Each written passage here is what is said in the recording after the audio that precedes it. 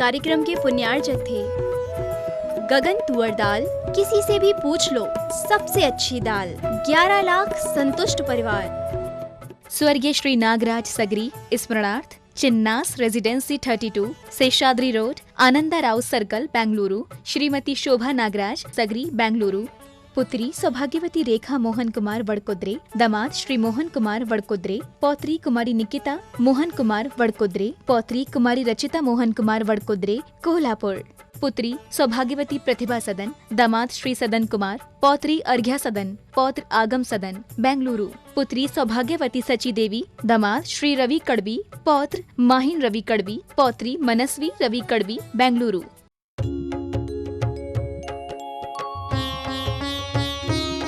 शंका समाधान।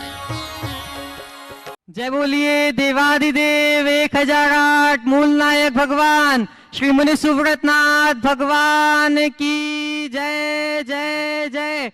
जय बोलिए प्रातः स्मरणीय संत शिरोमणि आचार्य भगवान श्री विद्यासागर जी महाराज की जय जय जय। परम पूज्य गुणायतन प्रणेता प्रखर वक्ता मुनि श्री 108 प्रमाण सागर जी महाराज की जय जय जय। परम पूज्य मुनि श्री 108 अरह सागर जी महाराज की जय जय जय। यहाँ उपस्थित सभी जन और देश विदेश से दूरवर्ती स्थित शंका समाधान को देख रहे प्रामाणिक ऐप, पारस चैनल, जिनवाणी चैनल और यूट्यूब चैनल के माध्यम से मेरे सभी बंधुओं का मैं यहाँ हार्दिक अभिनंदन करता हूँ। इससे पहले हम कार्यक्रम प्रारंभ करें, चलें गुरु जी के चरणों में नमोस्तु करके अपने जीवन को धन्य करें। हे गुरुदेव, नमोस्तु नमोस्तु नमोस्तु। बंधुओं, यह बताते हुए मुझे अपार प्रसन्नता हो रही है कि शंका समाधान के इस कार्यक्रम को 6 वर्ष पूर्ण हो चुके हैं और आज भी यह अपनी लोकप्रियता की शिखर को छूने के लिए अग्रसर है। आज से इसका 7वां वर्ष शुरू हो चुका है। शंका समाधान के ऑनलाइन सेशन को गुरु जी की आज्ञा से मैं यहाँ प्रारंभ करना चाहता हूँ। पार्ले पॉइंट सूरत से सिद्धार्थ जैन पूछ रहे हैं, नमोस्तु गुरुवर। लॉ वह होता है जो सभी के लिए व सभी जगह उपयुक्त व मान्य हो, परंतु लॉ ऑफ अट्रैक्शन कुछ ही लोगों के लिए फायदेमंद पाया जाता है। हर मनुष्य अपना तो अच्छा ही सोचेगा, फिर किसी को फायदा और किसी को निराशा, ऐसा क्यों? क्या लॉ ऑफ अट्रैक्शन सही में काम करता है? अगर है तो किन शर्तों पर? देखिए, लॉ ऑफ अट्रैक्शन का जो सिद्धांत है, उस सिद्धांत को थोड़ा व्यापकता से समझने की जरूरत है। लॉ ऑफ अट्रैक्शन उनके लिए लागू होता है जो उसको पूरी तरह फॉलो करते हैं। जिनके मन में संशय है, अविश्वास है या अन्य प्रकार की दुर्बलताएं हैं, वो क्या कर पाएंगे? हमेशा एक बात ध्यान रखने की चाहिए, लाइक अट्रैक्ट्स लाइक। हम जैसा सोचते हैं हमारे लिए वैसा ही आकर्षित होता है। लॉ ऑफ अट्रैक्शन के पीछे का जो मूल है वो यही है कि हम अपने विचारों को साकार कर सकते हैं यदि उस स्तर की भावना हो, उस स्तर के विचार हो, वैसी सोच हो तो। यदि हमारे मन में कोई शंका कुशंका है तो ये हम पर प्रभावी होगा ही नहीं। कुछ लोग कहते हैं सब कुछ सोचने से ही हो जाए, तो कर्म सिद्धांत कहाँ रहेगा? तो ये भी ध्यान रखो, हम अपने भावों से कर्म की सत्ता में परिवर्तन कर सकते हैं, और जिनके कर्म प्रबल होंगे उनके ऐसे भाव भी नहीं होंगे। इसलिए कर्म सिद्धांत इसमें कहीं बाधित नहीं होता। सब निमित्त नैमित्तिक संबंध है। हम चाहें तो अपने भावों और विचारों के बल पर कर्मों की स्थिति में काफ़ी कुछ परिवर्तन कर सकते हैं। यदि नहीं कर पा रहे हैं तो उसमें सिद्धांत की कमी नहीं, हमारे अनुसरण की कमी। रीठी कटनी से मयूरी जैन पूछ रही हैं, नमोस्तु गुरुदेव। मेरा प्रश्न है, भाषाओं का अनुवाद हो सकता है, भावनाओं का नहीं, इन्हें समझना पड़ता है, तो महाराज जी इन्हें कैसे समझें? कृपया मार्गदर्शन करें। बहुत अच्छा सवाल है। भाषाओं का अनुवाद हो सकता है, भावनाओं का नहीं। उन्हें समझना पड़ता है। आपने पूछा भावनाओं को कैसे समझें, तो भावनाओं को हम शब्दों से नहीं समझ सकते। भावनाओं को समझने के लिए हमें भावों के स्तर पर उतरना पड़ेगा। जब तक हम किसी के साथ अपना भावात्मक संबंध स्थापित नहीं कर लेते तब तक हम भावनाओं को समझ नहीं सकते। इसलिए हमें चाहिए कि हम एक दूसरे के साथ भावात्मक संबंध स्थापित करें, जिससे एक दूसरे की भावनाओं को सुगमता से समझ सकें। सिंघाना से हिमांशु कासलीवाल नमोस्तु पूर्वक पूछ रहे हैं, गुरुदेव, प्रायः बच्चे पाठशाला में यह प्रश्न पूछते हैं कि हम केवल पर्युषण के 10 दिनों में ही क्यों 10 लक्षण धर्मों की आराधना करते हैं। इन 10 लक्षण धर्मों का तो जीवन के प्रत्येक दिन हमें अपने आचरण में पालन करना चाहिए। फिर ऐसा क्यों है कि केवल इन 10 दिन ही हम बहुत से नियम, व्रत, उपवास आदि करते हैं और शेष पूरे वर्ष हम इतनी शुद्धि और भावों से भक्ति नहीं कर पाते? कृपया शंका का समाधान कीजिए। बहुत अच्छा सवाल है। कई लोग ऐसा कहते हैं कि जब हम पूरे दिन साल भर नहीं कर सकते तो 10 दिन क्यों करें।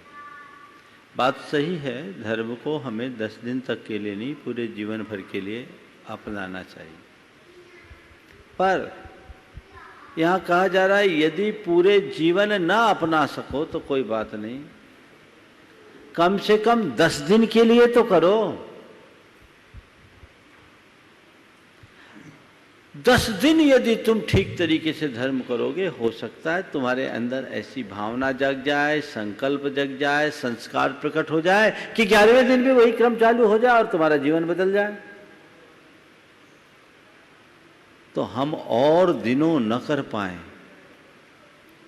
कोई बात नहीं, 10 दिन हम करते हैं तो ये हमारी धार्मिक और सांस्कृतिक निष्ठा की अभिव्यक्ति का प्रमाण बनता है कि इतना तो हम करें ही, इसमें कोई कोर कसर न रहने दें।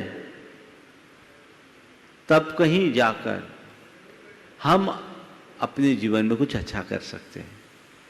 बहुत अच्छा होगा हम रोज करें, पर रोज न कर सके तो जितने दिन कर सके उतना ही अच्छा। ये संस्कार भी बीज के रूप में पड़ेंगे और कल पल्लवित होकर हमारे जीवन को आगे बढ़ा सकेंगे। जोधपुर से मीना जैन नमोस्तु पूर्वक पूछ रही हैं, गुरुदेव, जरूरी नहीं हमेशा बुरे कर्मों की वजह से ही दर्द सहने को मिले, कई बार हद से ज़्यादा अच्छे होने की भी कीमत चुकानी पड़ती है। तो महाराज श्री, ऐसे में हम अपना संतुलन कैसे बनाए रखें? कृपया समाधान व आशीर्वाद दीजिए। नमोस्तु। हद से ज़्यादा अच्छा बनने की भी कीमत चुकाई नहीं पड़ती है। बात बिल्कुल सही है। कल एक सवाल आया था कि हद से अधिक कुछ नहीं करना चाहिए, और ये बिल्कुल सही है। किसी भी क्षेत्र में हद को कभी नहीं लांघना चाहिए। तो अच्छे बने, हद से ज़्यादा अच्छे न बने, अपनी सीमा में रहें, जीवन संतुलित बना रहेगा। जहाँ तक कर्मों का खेल है, बुरे का फल बुरा और अच्छे का फल अच्छा होता है। लेकिन जो आपने सवाल किया, हद से ज़्यादा अच्छे बनने की भी कीमत चुकानी पड़ती है। मैं अगर इसे कर्म सिद्धांत की दृष्टि से देखता हूँ तो हद से ज़्यादा अच्छा बनने वाले को कीमत नहीं चुकानी पड़ती, परीक्षा देनी पड़ती है। परीक्षा के दौर से गुजरना पड़ता है। बड़े बड़े महामुनियों को और सतियों को भयानक उपसर्गों को झेलना पड़ा, कष्टों को सहना पड़ा। वे बहुत अच्छे थे, उन्होंने किसी का बुरा नहीं किया, लेकिन फिर भी उन्हें परीक्षा के दौर से गुजरना पड़ा। पुराना कर्म निमित्त बना, लेकिन वे उसमें खरे उतरे। रामचंद्र जी को वनवास हुआ, शास्त्रों में देखने को नहीं मिला उनको वनवास क्यों हुआ। कोई प्रकरण नहीं दिखता कि पूर्व जन्म का क्या संबंध है। सीता जी के लिए तो मिल गया, लेकिन रामचंद्र जी ने अपने अतीत जन्म में ऐसा क्या किया था कि उन्हें वनवास जाना पड़ा? कोई कर्म नहीं दिखता, कोई उल्लेख देखने को नहीं मिलता, लेकिन रामचंद्र जी का वनवास उनके जीवन का वरदान बना। राम बन गए, इसीलिए राम राम बन गए। ठीक है, नियति ने उन्हें पहुंचाया, उनका कोई पाप था ऐसा उल्लेख देखने को में नहीं मिला, पर कई स्थितियां संयोगता बनती हैं, उनमें कर्म भी नहीं रहता। इसलिए जीवन में आने वाले सब प्रकार की चुनौतियों का स्थिरता पूर्वक सामना करना चाहिए, उनसे घबराना नहीं चाहिए। मेरे भगवान, मेरे कौन से कर्म का उदय आ गया? कर्म का उदय आया ही होगा। कदाचित कर्म का उदय नहीं भी आया है तो मेरे ज्ञान की परीक्षा का क्षण है। मुझे इसमें पूरी तरह उत्तीर्ण होना है, पास होना है, फेल नहीं होना है। जो होगा देखेंगे। वे ही व्यक्ति ऊंचाइयों को छू पाते हैं जो इस सब प्रकार की परीक्षाओं के दौर से गुजरते हैं, उनमें खरा उतरते हैं। तो जो कहा गया कि हद से ज्यादा अच्छा बनने की भी कीमत चुकानी पड़ती है, जिस व्यक्ति को ऐसा दिख रहा है कि अच्छा बनने की कीमत चुकानी पड़ रही है, यथार्थतः भी वो अच्छा बना ही नहीं है, अभी अच्छा नहीं, कच्चा है। उसे समझना चाहिए कि कुंभ तभी तैयार होता है, घड़ा तभी बनता है जब हवा की आंच में पकता है। पके बिना कोई कुंभ, मिट्टी से कुंभ बन पाया है क्या? तपूंगा, पर मेरा ये तप मेरे जीवन के निखार का आधार है, यही मेरी बेहतरी का कारण है। इसको लेकर के मुझे क्या सोचना? सोच ऐसी होनी चाहिए, और जब यह सोच होगी तो तुम्हारा मन कभी भी अस्थिर नहीं होगा। इसलिए अपनी सोच को सही दिशा दीजिए। राधेपुरी दिल्ली से गुणायतन परम संरक्षक अभय जैन पूछ रहे हैं, नमोस्तु भगवन। पुण्यानुबंधी पुण्य, पुण्यानुबंधी पाप, पापानुबंधी पुण्य व पापानुबंधी पाप, इस प्रकार चार भंग हुए। इनका क्या स्वरूप है और विस्तार से विषय कहाँ स्पष्ट हो सकता है? देखिए, पुण्यानुबंधी पुण्य, पापानुबंधी पुण्य, पुण्यानुबंधी पाप और पापानुबंधी पाप, ये चार भंग है। शास्त्रों में पुण्यानुबंधी पुण्य का उल्लेख तो स्पष्टतया आता है, एक आध जगह पापानुबंधी पुण्य का भी उल्लेख आया है, पर इन चारों की व्याख्या श्लोक वार्तिक की व्याख्या में माणिकचंद जी कौंदेय ने की, और बहुत अच्छी व्याख्या है। मैं चारों की व्याख्या करता हूँ। पुण्यानुबंधी पुण्य वह पुण्य जो अपने उदय में व्यक्ति की बुद्धि को निर्मल बनाए और उसे नए पुण्य के बंध का भागी बनाए, इसे बोलते हैं पुण्यानुबंधी पुण्य। दूसरा है पापानुबंधी पुण्य, ऐसा पुण्य जिस पुण्य के उदय में व्यक्ति की बुद्धि भोगों में आसक्त हो जाए और वह दुर्गति का पात्र बने, ऐसे पुण्य को पापानुबंधी पुण्य कहते हैं। तीसरा भेद पापानुबंधी पाप, ऐसा पाप जो केवल पाप के लिए किया जाए, पाप कर रहे हैं और पाप बांध रहे हैं। और चौथा है पुण्यानुबंधी पाप, कई बार ऐसी क्रियाएं होती हैं जो है तो पाप की, लेकिन उद्देश्य अच्छा है, उससे अर्जित जो कर्म होता है, पुण्य होता है, उसे पुण्यानुबंधी पाप कहते हैं। थोड़ा और स्पष्ट करते हैं, पुण्यानुबंधी पुण्य कब बनता है और कैसा होता है?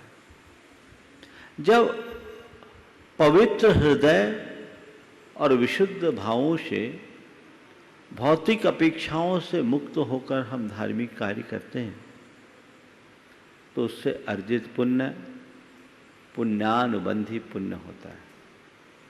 इस सम्यक दृष्टि धर्मात्माओं को होता है। ऐसा पुण्य जब उदय में आता है तो वह उस व्यक्ति की बुद्धि को निर्मल बनाकर उसे भोगों से विरक्त करता है। वो अपनी संपत्ति, शक्ति और द्रव्य का अच्छे कार्यों में उपयोग करता है, बुरे कार्यों में। ये पुण्यानुबंधी पुण्य कहलाता है। आप देखिए बहुत सारे लोग हैं, बच्चों थोड़ा शांत करो, एक जगह मत बैठो, सब बांट बांट के बैठा हो तो सबको, तीनों चारों बच्चे अलग अलग बैठो, इधर आ जाओ दो।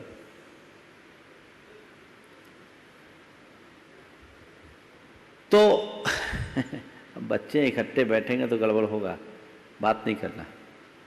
मैं आप सबसे कह रहा था कि बहुत से लोग ऐसे आपको देखने को मिलेंगे जो वैभव के शिखर पर बैठे हैं तो भी उनके मन में विरक्ति के भाव दिखते हैं, उन्हें उनमें संलिप्तता नहीं होती। अच्छे कार्य के लिए उनका हृदय खुला रहता है, बुरे कार्य के प्रति उनका बड़ा संकोच होता है। ये पुण्यानुबंधी पुण्य का उदाहरण हो सकता है। दूसरा है पापानुबंधी पुण्य। बहुत सारे ऐसे लोग हैं जिनके पास अपार धन वैभव है, प्रतिष्ठा है, धाक है, रुतबा है, पुण्य तो है लेकिन बुद्धि उल्टी है, दिमाग उल्टा चलता है, पापों में, बुरे कर्मों में और भोगों में ही रहता रहता है।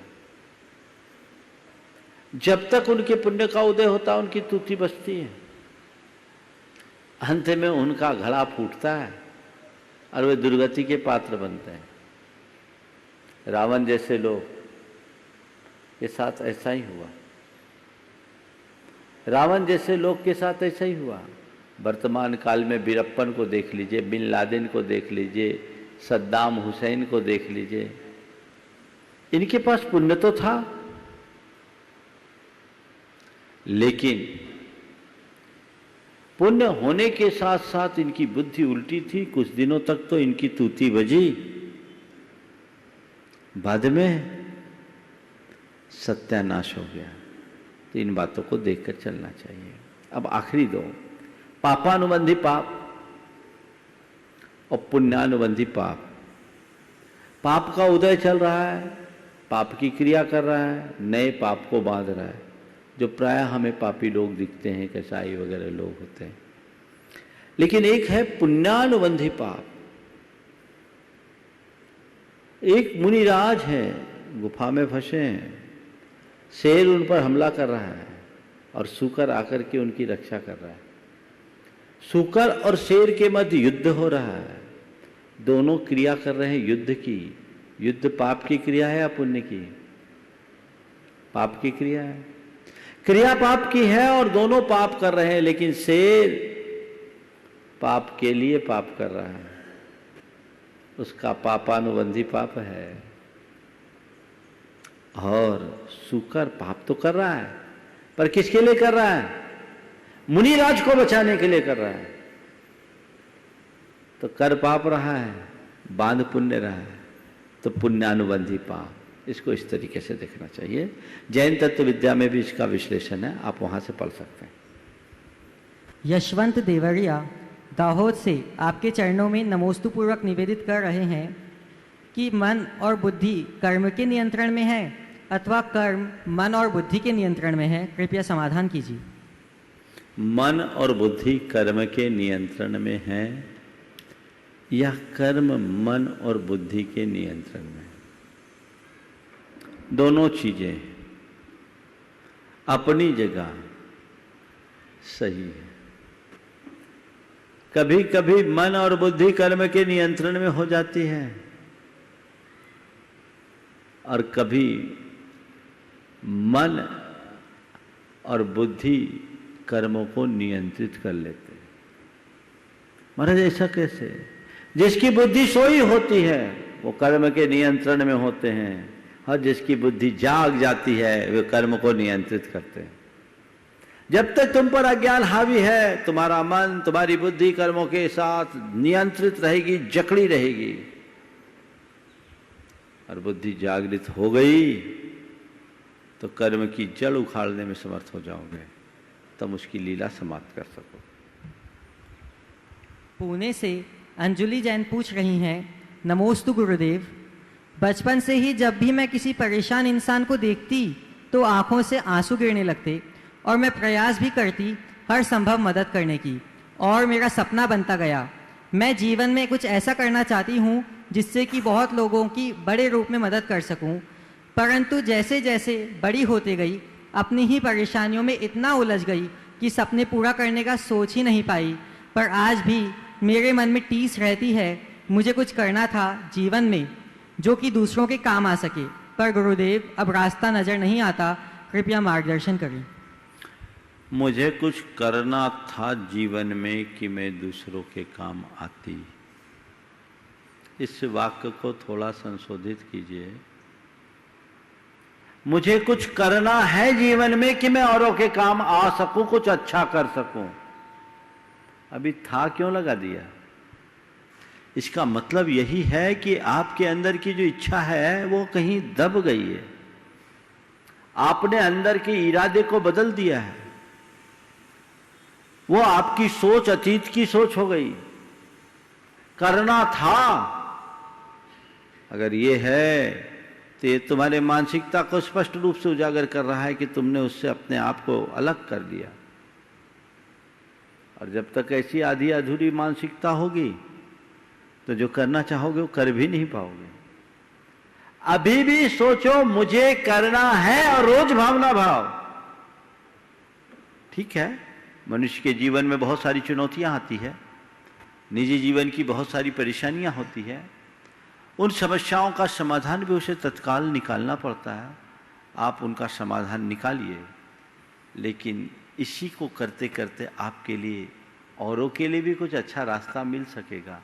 अचानक आपको कोई ऐसा रास्ता मिलेगा जिससे करके आप अपने मन को बड़ा सुकून दे सकेंगे, प्रसन्नता का अनुभव कर सकेंगे। आप धीरे धीरे कर सकते हैं। निरंतर भावना भाइये कि मुझे कुछ अच्छा करना है, मुझे कुछ अच्छा करना है।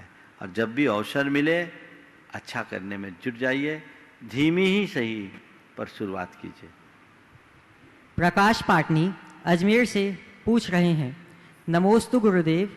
जैन चैनलों पर प्रसारित होने वाले सर्वाधिक लोकप्रिय विश्व विख्यात कार्यक्रम शंका समाधान के 6 वर्ष पूर्ण होने पर लाखों श्रोताओं, दर्शकों व हजारों सहभागियों की तरफ से पारस, जिनवाणी, प्रामाणिक ऐप का आभार व्यक्त करते हैं, जिनके नियमित व व्यवस्थित प्रसारण से हम सब लाभान्वित हुए। हम विशेष रूप से उन सभी पुण्यार्जकों का आभार व्यक्त करते हैं जिनकी उदारता एवं सदस्यता से पूरे विश्व के लाखों लोग लाभान्वित हुए। गुरुदेव, हमारे पास शब्द नहीं है आपके चरणों में कृतज्ञता निवेदित करने हेतु।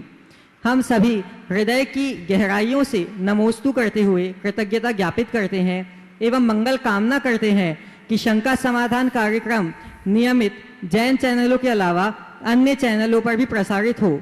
गुरुवर, आज मेरी शंका है कि परेशानियां इतनी सादगी पसंद की होती है कि चुपचाप चली आती हैं, जबकि खुशियों के लिए भीड़ जुटानी पड़ती है। कृपया समाधान करें। बहुत अच्छी बात है, बिल्कुल सही बात पर ध्यान आकृष्ट किया है प्रकाश भाई ने। आज 13 अगस्त है और आज की ही दिन से 2014 13 अगस्त 2014 से सम्मेद शिखर जी से पारस चैनल के शंका समाधान के सीधे प्रसारण की कार्यक्रम की शुरुआत हुई थी। लगातार 6 वर्षों तक किसी कार्यक्रम का लाइव चलते रहना और वह भी वर्धमान उत्साह के साथ अपने आप में एक बड़ी मिसाल है। मुझे उम्मीद नहीं थी कि लोगों को ये कार्यक्रम इतना अधिक पसंद आएगा, लेकिन आप लोगों की पसंद आप सबके धर्म ध्यान की वृद्धि में कारण बना है और उससे मुझे प्रसन्नता है कि चलो किसी भी निमित्त से लोगों को कुछ सीखने, समझने और जीवन को बदलने का शुभ अवसर तो मिल ही रहा है। प्रकाश जी ने सभी को अपनी ओर से आभार व्यक्त किया है, आभार तो व्यक्त करना ही चाहिए। मैं हमेशा कहता हूँ मनुष्य को धन्यवाद देने में कभी कमी नहीं करनी चाहिए। उन्होंने सबको धन्यवाद दे दिया, चैनल वालों को, पारस चैनल को, जिनवानी को, प्रमाणिक ऐप को, यूट्यूब चैनल वालों को धन्यवाद दे दिया, पुण्यार्जकों को भी धन्यवाद दे दिया।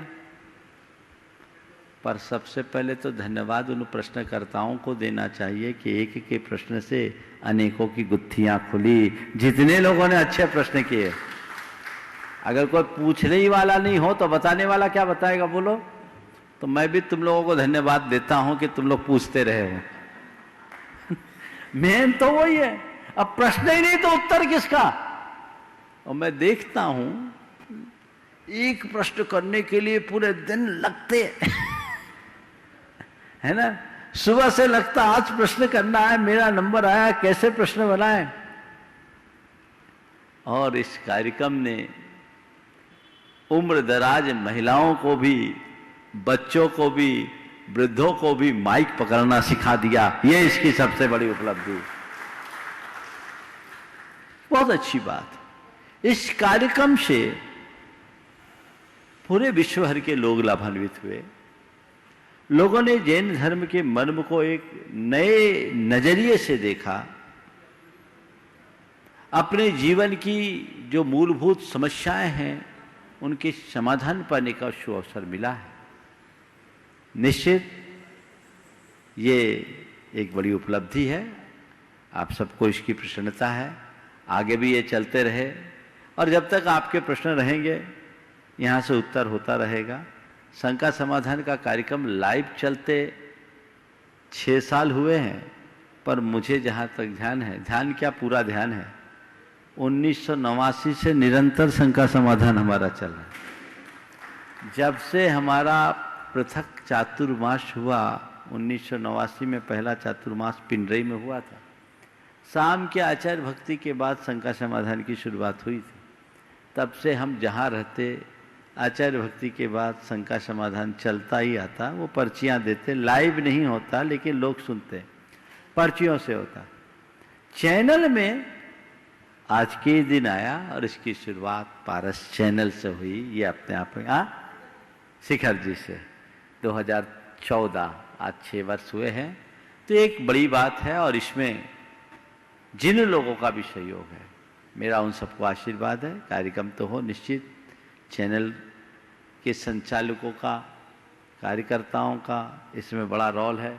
वे आशीर्वाद के पात्र हैं और वे पुण्यार्जक जिनके द्रव्य सहयोग से ये आगे बढ़ता है, ये लोग भी बड़े भाग्यशाली हैं। अभी तो वर्तमान में आपके प्रेमी भाई के परिवार का ये सहयोग चल रहा है। ये जो हमेशा करते रहे, पिछले माह भी उन्होंने इस शंका समाधान के कार्यक्रम को संचालित किया और इस माह भी चल रहा है। लोग बड़ी उदारता से आते हैं। ये भी इन्होंने दूसरों का कट करवा के लिया कि महाराज आप कटनी में हैं तो हमारा चलना चाहिए, ऐसी मेरी प्रबल भावना है। दूसरों का कट हुआ, ये भाव है। और मैंने देखा कि इस कार्यक्रम के प्रति लोगों का आगे से आगे उत्साह रहता है। व्यय साध्य कार्यक्रम है, लेकिन इतने वर्षों में अनुभव ये दिखा कि कभी किसी को ज़्यादा कहने की ज़रूरत नहीं पड़ी। हर साल पिछी परिवर्तन के कार्यक्रम में ही वर्ष भर के सारे लोग तैयार हो जाते हैं। ये प्रेमी भाई यहाँ भी इनका ये अवसर मिला है। निश्चित सभी को इसी तरह से अवसर लेते रहना चाहिए। और आज के इस कार्यक्रम में क्योंकि अभी लॉकडाउन चल रहा है, कोई अच्छा सेलिब्रेशन भी प्रायः हर वर्ष करते हैं, पिछले साल को छोड़कर हर वर्ष इसको अच्छे से सेलिब्रेट किया है। लेकिन अभी यही मान करके चलिए, जितने लोग इस कार्यक्रम से जुड़े हैं उन सबको मेरा आशीर्वाद, और आप लोगों को भी ऐसे कार्यक्रमों के लिए निरंतर उत्साहित बने रहना चाहिए और सभी को धन्यवाद और कृतज्ञता जरूर प्रकट करनी चाहिए। गुरुदेव, जयपुर से चंचल शर्मा पूछ रहे हैं, नमोस्तु गुरुदेव, मेरा प्रश्न यह है कि अभी मैंने एक फ़ोन खरीदा है और वह फ़ोन चाइनीज़ है। मुझे फ़ोन खरीदते हुए बहुत दुख हुआ और अभी भी है, परंतु गुरुदेव एक चाइनीज़ फ़ोन ही वहाँ पर ऐसा था जो कम पैसों में अच्छी क्वालिटी दे रहा था और बाकी के फ़ोन हमें ज़्यादा पैसों में वह क्वालिटी दे रहे थे। तो गुरुदेव, इस स्थिति में हम क्या करें और इसके लिए हम युवाओं को क्या करना चाहिए कि हमारा देश भी इस चीज़ में आगे बढ़े और अगली पीढ़ी को इस समस्या का सामना ना करना पड़े? कृपया समाधान कीजिए। देश की सेवा वही कर सकता है जो अपने स्वार्थ को त्याग सके। यदि आप अपने स्वार्थ को पकड़ करके बैठोगे तो देश की सेवा नहीं कर सकते। चंद पैसों के पीछे आपने अपने देशभक्ति और देश सेवा के भाव को गौण कर दिया। अरे हमें महंगा मिलता हम महंगा लेते, सड़ा मिलता सड़ा लेते, लेकिन जिसे नहीं लेना है नहीं लेना, फ्री में मिले तो भी नहीं लेना। सोच ऐसी बनानी चाहिए। जान रहे हैं कि जो हमारे देश के लिए आंखें दिखा रहा है, हमारे देश की ये शत्रु बनकर के खड़ा हुआ है, हमारे अस्तित्व के ऊपर संकट खड़ा कर रहा है, हम उसको सपोर्ट करें, ये कतई उचित नहीं है। लोगों में जागरूकता होनी चाहिए, पर दुर्भाग्य है कि लोग अपने थोड़ी सी सुविधा के लिए ऐसी बातों को गौण कर देते हैं। बातें लोग बड़ी बड़ी बोलते हैं। मुझे मालूम पड़ा अभी कोई एक मोबाइल लॉन्च हुआ था इन्हीं दिनों में, जब चाइनीज वस्तुओं का बहिष्कार हो रहा था, तो मुझे बोला 1 मिनट में 2 लाख फ़ोन ऑनलाइन बिक्री हुई। आज ही कुछ युवक बता रहे थे। ये आप लोगों की कमी है। जब हम राष्ट्र के विषय में सोचेंगे तो हमारे लिए बाकी सब चीज़ें गौण हो जाएगी। हम केवल राष्ट्र की ही बात सोचते हैं, हमें वो देखकर चलना चाहिए। कटनी से धीरांशी जैन पूछ रही हैं, नमोस्तु गुरुदेव, मेरी जिज्ञासा है कि हमारे अंदर जो क्षमताएं होती है हम उन्हें काबिलियत में कैसे बदलें? क्षमता को काबिलियत में बदलने के लिए क्या करें? पुरुषार्थ जुटाना शुरू करो, अपनी क्षमता के अनुरूप काम करो। पहले अपनी क्षमताओं का आकलन करो और आत्मविश्वास के साथ आगे बढ़ करके उसे पूरा करने का प्रयास करो। हमारी क्षमताएं हमारी काबिलियत में बदल जाएगी। दीना से श्रीमती पुष्पलता जैन आपके चरणों में नमोस्तु पूर्वक पूछ रही हैं, गुरुदेव, 10 लक्षण महापर्व में 10 धर्म व्यावहारिक रूप से हमारे जीवन में कैसे घटित हों जिससे हमारा जीवन सफल हो सके? थोड़े दिन प्रतीक्षा करो, 10 लक्षण के दिनों में इसी की बात होगी। हैदराबाद से श्रीमती विनीता जैन पूछ रही हैं, नमोस्तु गुरुदेव, श्रावक संस्कार शिविर जीवन यात्रा में टर्निंग पॉइंट सिद्ध हो रहा है।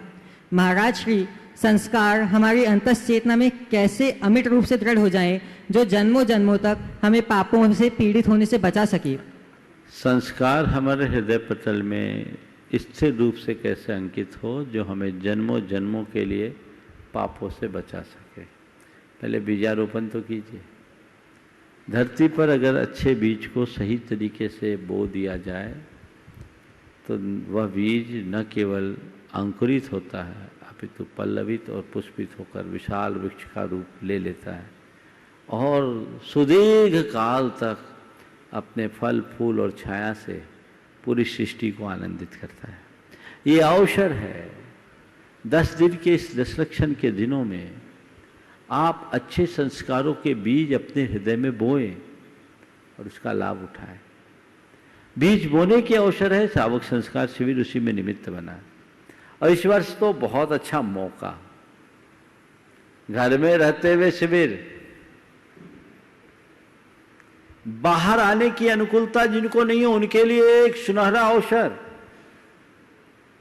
आप भाग लीजिए, अपनी तैयारी कीजिए और जो भी आपको मिल रहा है उसे एक रूटीन कार्यक्रम की तरह न देखिए, अपने जीवन के रूटीन को बदलने का आधार मानकर स्वीकारिए। देखिए जीवन में क्या मजा आता है। अब यहाँ उपस्थित प्रश्नकर्ताओं को गुरुदेव आपकी आज्ञा से मैं बुलाना चाहूँगा।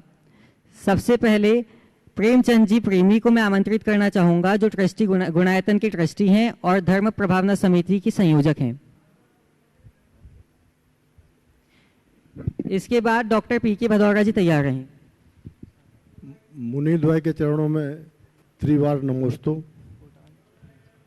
गुरुदेव, ये शंका समाधान का कार्यक्रम जो 6 बरस से अनवरत आपके आशीर्वाद से और पारस चैनल और जिनवाड़ी चैनल के माध्यम से चल रहा है, उसके लिए जो भी इसमें सहयोगी हैं, प्रश्नकर्ता, पुण्यार्जक, और सबसे बड़ा आशीर्वाद तो आपका है कि जो हम लोगों को ऐसा आशीर्वचन 6 साल से ये पारस चैनल के और जिनवाणी चैनल के माध्यम से मिल रहा है। धर्म प्रभावना समिति और कटनी जैन समाज कृतज्ञता प्रकट करती है। गुरुदेव, बहुत सुंदर। हाँ, गुरुदेव, आज का प्रश्न मेरे मित्र हैं भोपाल में सुनील पटेल और आपके भक्त हैं, उनका है। उनका प्रश्न है, जगत पूज्य गुरुदेव के चरणों में पटेल परिवार भोपाल का त्रैवार नमोस्तु नमोस्तु नमोस्तु। वर्तमान समय में ऐसे साधर्मी बंधु जो पुण्य छीन होने पर कोरोना संक्रमण की चपेट में आए और आप गुरुजनों के आशीर्वाद से ठीक भी हुए, लेकिन कोरोना संक्रमण से ठीक हुए मरीजों के साथ समाज का व्यवहार पूर्ववत नहीं रहता। कृपया स्थितिकरण करने की कृपा करें। सुनील जैन पटेल, जवाहर चौक, भोपाल। देखिए, किसी को कोरोना का संक्रमण हो, संक्रमित अवस्था में उससे सुरक्षित दूरी रखना जरूरी है, अपेक्षित है, रखें। लेकिन हमें रोग से घृणा करनी चाहिए, रोगी से नहीं। चिकित्सा रोग की होती है, रोगी की नहीं। जो संक्रमित है उनके प्रति भी हमारा सकारात्मक रुख होना चाहिए। जो संक्रमित है उनका भी हमारी तरफ से सकारात्मक रुख होना चाहिए। हम उनके प्रति नकारात्मक दृष्टि बिल्कुल न करें और सद्भावना मूलक व्यवहार होना चाहिए। लेकिन जो चिकित्सा प्राप्त करके स्वस्थ हो गए, संक्रमण मुक्त हो गए, उनसे तो रंच मात्र भी दूरी रखने की भी आवश्यकता नहीं।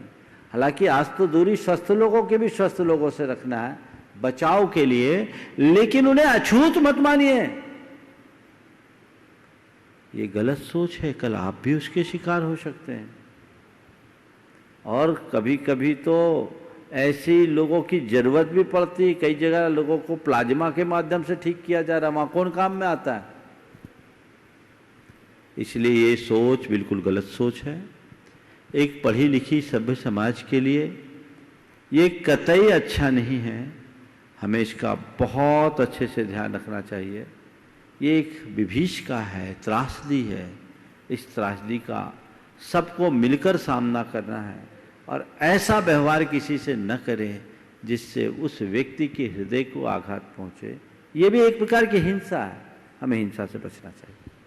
दयोदय महासंघ के महामंत्री गुरुदेव इस समय कोरोना संक्रमित हैं, आपको मालूम है।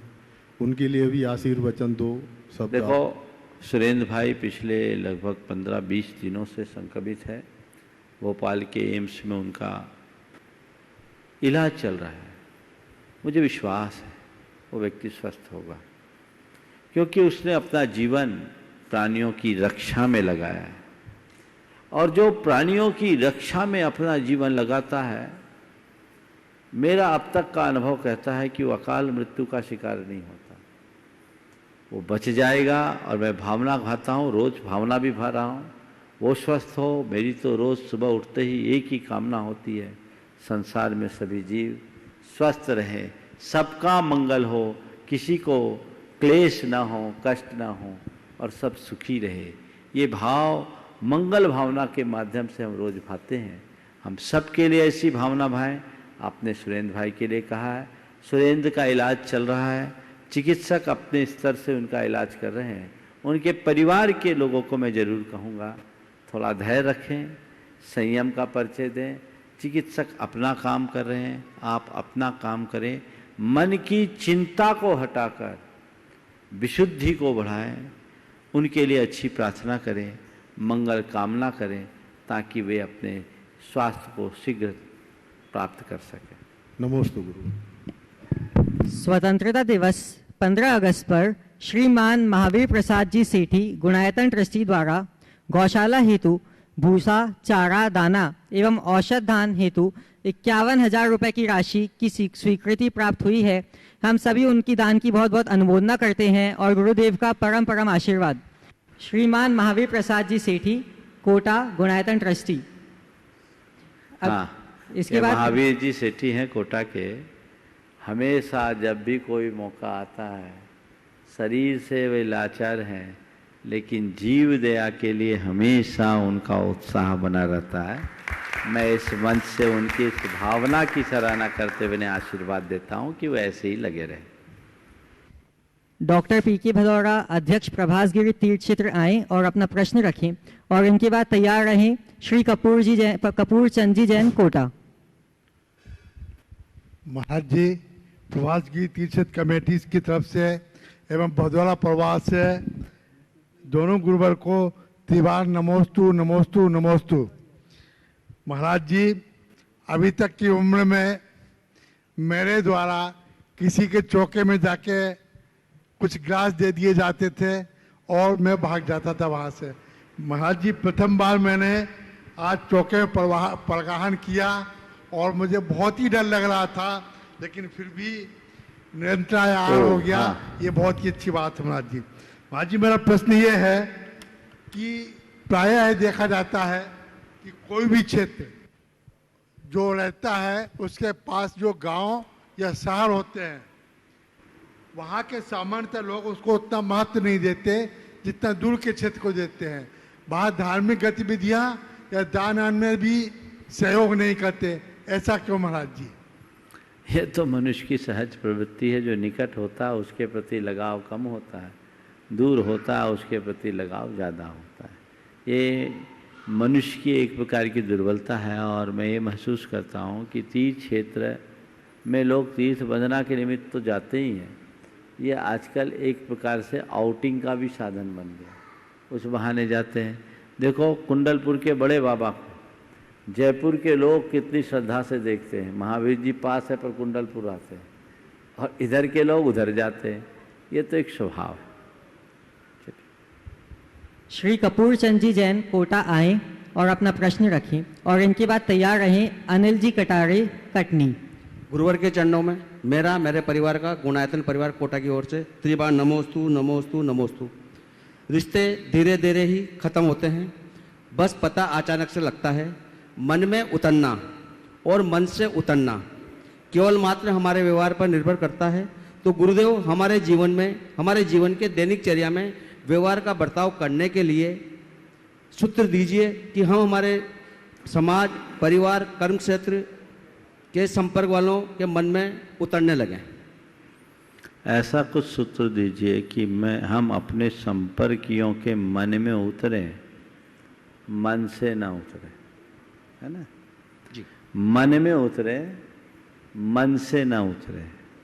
तो उसके लिए पहला सूत्र, जो कुछ भी हमारे परंपरागत मूल्य हैं उसे जीवन में उतार लीजिए। परंपरागत मूल्य को उतारिएगा तो आप हर किसी के मन में उतरने के योग्य बन जाइएगा। आप फिर किसी के मन से उतरने लायक स्थिति में नहीं आएंगे। परंपरागत मूल्य क्या है? प्रेम, आत्मीयता, परस्परता, बंधुत्व, अहिंसा और करुणा जैसे मूल्य ये जीवन में बढ़ने चाहिए। अगर हमारे जीवन में ऐसे गुण होंगे तो हम कभी किसी के मन से नहीं उतर पाएंगे। हर व्यक्ति के मन में जगह होगी, हर व्यक्ति हमारा अनुगमन करेगा। मनुष्य का चरित्र उज्जवल होना चाहिए, उसके जीवन में सकारात्मकता होना चाहिए। और एक दूसरे के साथ सहयोग मूलक व्यवहार होना चाहिए, स्वार्थपरता से ऊपर उठना चाहिए। यदि ऐसी दशा होगी तो हर व्यक्ति के हृदय में हमारे लिए स्थान होगा, और इससे दूर रहेंगे तो कोई भी हमें स्थान नहीं दे सके। नमोस्तु गुरुवर, नमोस्तु गुरुवर, नमोस्तु। अनिल जी कटारी कटनी, और इसके बाद तैयार रहें श्रीमती संध्या जैन, गुणायतन ट्रस्टी, उपकार एजेंसी। नमोस्तु गुरुदेव, नमोस्तु नमोस्तु। प्रामाणिक ऐप के माध्यम से शिल्पी जैन इंदौर से प्रश्न कर रही हैं महाराज जी। लॉकडाउन के बाद हमारे गांव का मंदिर खुला और मास्क पहनकर आना अनिवार्य हुआ। एक दिन एक बुजुर्ग व्यक्ति मंदिर आए और मास्क लगाना भूल गए। मंदिर के व्यवस्थापकों ने उन्हें, सब लोगों ने उनके बीच मंदिर में डांट दिया। मेरा प्रश्न यह है गुरुदेव, क्या यह गलती व्यवस्थापकों को करना चाहिए या सबके सामने उन्हें डांटना चाहिए, यह उचित है? देखिए, सबसे पहली बात तो ये है कि हिदायतों का पालन सबको करना चाहिए।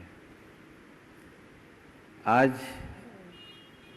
मुंह पट्टी लगाने की बात है, मास्क लगाने की बात है, ये सब सपर के हित की बात है। मास्क तो आज आपने भी नहीं लगाया, नीचे उतार के रख दिया, गलती तो है ना।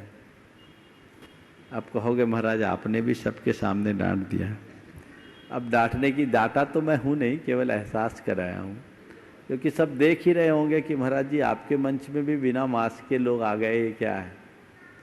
कार्यक्रम में हमेशा इस बात का ख्याल रखना चाहिए, आप लोग अपने स्थान पे रख के आ जाते हैं। मास्क पहनने की चीज़ है, स्थान पे छोड़ने की नहीं।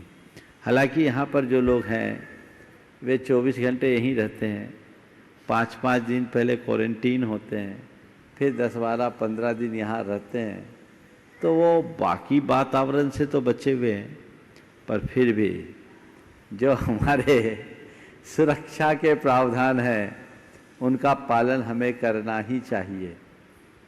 सुरक्षात्मक प्रावधानों का पालन करना चाहिए। अब जो लोग ऐसे सार्वजनिक स्थानों में इसके बिना आए तो उन्हें टोकने में बुराई नहीं है, पर डांटना अच्छी बात नहीं है। उन्हें टोकना चाहिए, उन्हें समझाना चाहिए, क्योंकि उससे एक का नहीं अनेकों के स्वास्थ्य का संबंध जुड़ा है। एक व्यक्ति के प्रमाद से अनेक व्यक्तियों के स्वास्थ्य से खिलवाड़ हो सकता है, इसलिए टोकना चाहिए। और एक पढ़े लिखे प्रबुद्ध व्यक्ति होने के नाते ये खुद से आना चाहिए। हमारे अंदर आत्मानुशासन होना चाहिए कि नहीं, इसमें हमारी सुरक्षा है। जैसे हम घर से बाहर निकले हमें इसको प्रयोग में लेना है, पर लोगों के अंदर अब संयम नहीं रहा। कई जगह तो सरकारों ने पेनाल्टी लगा दी है कि आप बिना मास्क के पाए जाएंगे तो पेनाल्टी। और ये जो संक्रमण फैल रहा है इसके पीछे एक बड़ा कारण यही है कि लोग एहतियाती कदम को नहीं उठा रहे हैं। अभी मुझे मालूम पड़ा कि दिल्ली में संक्रमितों की संख्या दिनों दिन कम हो रही है। उसके पीछे एक वजह मुझे बताई गई कि वहाँ मास्क आदि पहनना अनिवार्य हो गया। लोग घर से बाहर निकलते हैं बिना मास्क के तो पेनाल्टी हो जाती। आज आप गांव शहरों में ढूंढते हुए देखिए, लोग बेखौफ होकर रह रहे हैं। कितने लोग इनका प्रयोग कर रहे हैं, तो अंततः इसके परिणाम तो उल्टे होंगे ही ना। इसलिए ऐसे हिदायतों का पालन करना चाहिए। और अब आज से ही मैं बोल रहा हूँ इस मंच पे भी, जिनके पास मास्क ना हो वो इस सभा में ही ना आए। प्रश्न पूछना तो दूर की बात है, यदि धोखे से उनका नाम भी आ गया है तो पहले मास्क का प्रबंध करें फिर प्रश्न करें, उसके बिना ना है। हाँ, और दूसरों का नहीं लगाया पहना हुआ। चलिए अगला प्रश्न बोला। श्रीमती रानू जैन कटनी, आपके बाद तैयार रहे कुमार मनन जैन। नमोस्तु गुरुदेव, नमोस्तु नमोस्तु नमोस्तु। गुरुदेव, मेरा प्रश्न है कि किसी भी व्यक्ति के प्रति अपनी जो भावनाएं होती हैं, क्या सामने वाले व्यक्ति की भी अपने प्रति वही भावनाएं होती हैं? हे गुरुदेव, संप्रेषण के द्वारा हम अपनी भावनाओं का संदेश दूसरों तक किस प्रकार पहुंचा सकते हैं? देखिए, कोई ज़रूरी नहीं कि हमारी जैसी भावना हो, सामने वालों की भी वैसी ही भावना हो।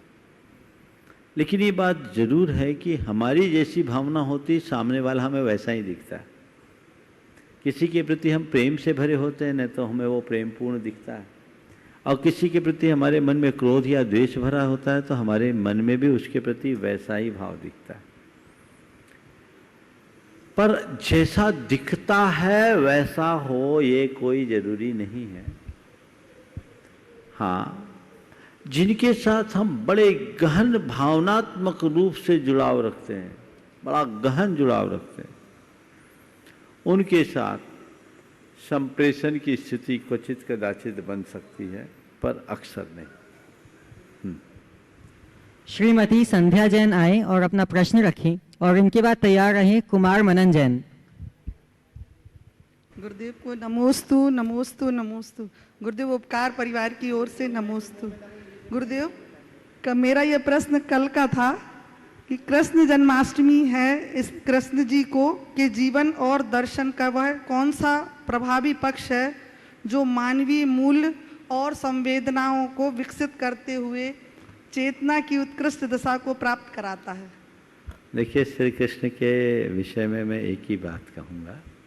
बहुत सारी बातें, पर आपका नंबर ऐसे समय में आया और कल मेरे ध्यान से निकल गया, नहीं तो हो सकता है कल के प्रवचन का विषय भी ये होता। खैर ठीक है। श्री कृष्ण के जीवन में मैं एक ही बात कहूँगा कि श्री कृष्ण के जीवन में दो चीज़ें एक साथ दिखती है। एक हाथ में बांसुरी, दूसरे हाथ में सुदर्शन चक्र, जो बहुत गहरा संदेश देता है। सुदर्शन चक्र और बांसुरी, इसका मतलब क्या है? व्यवहार को बांसुरी की तरह विनम्र बना के रखो, बांसुरी जैसा वैशिष्ट अपने जीवन में लाओ। मधुरता होनी चाहिए जैसी बांसुरी में है। और बांसुरी में मधुरता कब आती है? केवल इसलिए कि बांसुरी अपने अंदर कोई विकार नहीं रखती, जो होता है सब निकाल देती। और दूसरी तरफ सुदर्शन चक्र है कि तुम्हारे अंदर हमेशा पुरुषार्थ और पराक्रम भी होना चाहिए। अन्याय के आगे कभी झुकना मत, और व्यवहार में कभी कटुता लाना मत। यदि ये दोनों बातें मनुष्य अपने जीवन में अपना ले तो वो जीवन बहुत अच्छा बन सकता है। वज्र से भी कठोर और फूल से भी कोमल, जीवन वैसा होना चाहिए। जहां प्रेम हो वहां फूल से भी कोमल, और अन्याय हो वहां वज्र से भी कठोर। ये व्यवहारिक जीवन का पक्ष है। और अगर आध्यात्मिक क्षेत्र में जाओ तो औरों के प्रति फूल से कोमल बनो और स्वयं के प्रति वज्र सा कठोर बनो, तो जीवन को ऊंचा उठा सके। नमोस्तु गुरुदेव। कुमार मनन जैन, और आपके बाद तैयार रहे कुमारी ऊर्जा जैन। महाराज जी नमोस्तु नमोस्तु नमोस्तु। मेरे परिवार की ओर से नमोस्तु। मेरा प्रश्न यह है कि जो छोटे बड़े में संबंध उम्र से है, होड़ से है कि किसी चीज से है? उम्र से है, गुण से है, या किसी चीज से? ये सवाल कहाँ से आया? मेरे दिमाग में। मम्मी ने बताया। हाँ, चलो ठीक है। वो दिख रहा है। देखो, बात सही है। जो अपने आप को बड़ा मानता है वो छोटा होता है, क्योंकि अहंकारी होता है। अहंकार ही मनुष्य को नीचा बनाता है। और जो छोटा मानता है वो बड़ा बन जाता है, क्योंकि विनम्र है। विनम्रता से जीवन ऊंचा उठता है। सच्चे अर्थों में बड़े और छोटे का संबंध उम्र से नहीं, गुणों से है। जिसके गुण अच्छे हैं, विनम्रता आदि गुण हैं, वही ऊपर उठता है। आगे कुमारी ऊर्जा जैन, और आपके बाद तैयार रहे श्रीमती राखी जैन। नमोस्तु महाराज जी। मेरा प्रश्न ये है कि मैं कक्षा 10वीं की छात्रा हूँ और 2 साल बाद मुझे बाहर जाना है। तो महाराज जी हमें बच्चों को ऐसी बातें बताएं जिससे हम हमेशा सही और धर्म के मार्ग में चल सकें और कभी भी रास्ता ना भटकें। नमोस्तु महाराज। देखिए, बाहर पढ़ाई के लिए जाना कोई बुरी बात नहीं है, सभी बच्चे जाते हैं, आप भी जाइए, लेकिन जाने के साथ अपनी सीमाओं को तय कर लीजिए। मेरी जीवन की सीमाएं क्या है, अपनी मर्यादाओं की रक्षा करो। ऐसा कोई काम मत करना जिससे स्वयं के जीवन की बर्बादी हो, परिवार को नीचा देखना पड़े। धर्म मर्यादा और परिवार की मर्यादा को बचा कर रखना, व्यसन और बुराइयों से बचकर चलना, गुरुजनों से अपने कुछ संकल्पों से बंध के जाना। जिस लक्ष्य से पढ़ाई करने के लिए गए हैं उसी लक्ष्य को प्राप्त करने का प्रयास करना, एक लक्ष्मण रेखा खींच करके जाना। पढ़ाई करते समय दुस्संगति से बच के रहना। हमारा जो उद्देश्य है हमें उसे पूर्ण करना है। पढ़ाई के काल में मौज शौक को गौण करना पड़ेगा। मौज शौक के लिए तो पूरा जीवन है। जो वर्तमान में थोड़ा संयम रखता है जीवन भर आनंद रख सकता है, और जो वर्तमान का संयम खोता है जीवन भर दुखी रहता है। इस प्रकार आज के इस सत्र को परम पूज्य गुरुदेव के चरणों में नमन अर्पित करते हुए यहीं पर विराम। बोलिए परम पूज्य आचार्य गुरुवर श्री विद्यासागर जी महाराज की जय जय जय। परम पूज्य मुनिश्री प्रमाण सागर जी महाराज की जय। परम पूज्य मुनिश्री अरा सागर जी महाराज की जय।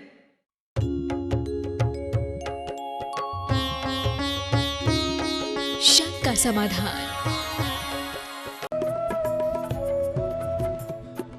इस कार्यक्रम के पुण्यार्जक हैं गगन तुअर दाल। किसी से भी पूछ लो सबसे अच्छी दाल। 11 लाख संतुष्ट परिवार। स्वर्गीय श्री नागराज सगरी स्मरणार्थ Chinnas residency 32 Seshadri road Ananda Rao circle Bengaluru. Shrimati Shobha Nagaraj Sagari Bengaluru. पुत्री सौभाग्यवती रेखा मोहन कुमार वड़कुद्रे। दामाद श्री मोहन कुमार वड़कुद्रे। पौत्री कुमारी निकिता मोहन कुमार वड़कुद्रे। पौत्री कुमारी रचिता मोहन कुमार वड़कुद्रे कोल्हापुर। पुत्री सौभाग्यवती प्रतिभा सदन। दामाद श्री सदन कुमार। पौत्री अर्घ्या सदन। पौत्र आगम सदन बेंगलुरु। पुत्री सौभाग्यवती सची देवी। दामाद श्री रवि कड़बी। पौत्र माहिन रवि कड़बी। पौत्री मनस्वी रवि कड़बी बेंगलुरु।